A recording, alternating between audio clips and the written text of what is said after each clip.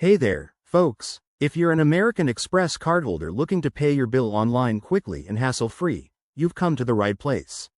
In this video, I'll walk you through the entire process step by step, so you can handle your finances like a pro in just a few minutes.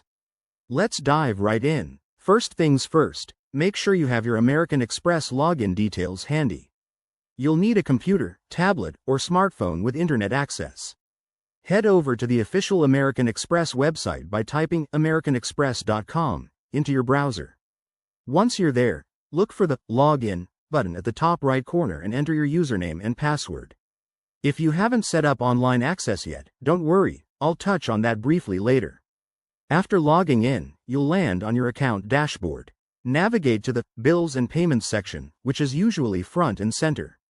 Here, you'll see your current statement and any outstanding balance.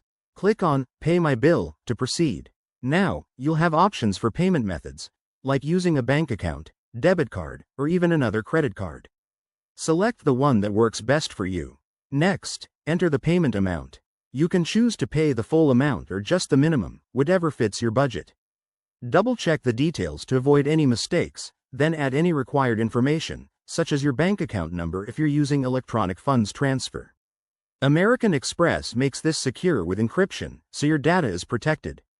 Once everything looks good, hit the Submit Payment button. You'll get a confirmation page almost instantly, and you might even receive an email receipt. That's it, you're done. If you run into any issues, like forgotten passwords, use the Forgot Username, Password link on the login page, or contact Amex customer support for help. Remember, paying online is not only convenient but also helps you avoid late fees. Thanks for watching. If this tutorial helped you out, give it a thumbs up, subscribe for more money-saving tips, and let me know in the comments if you have any questions. Stay financial savvy, everyone.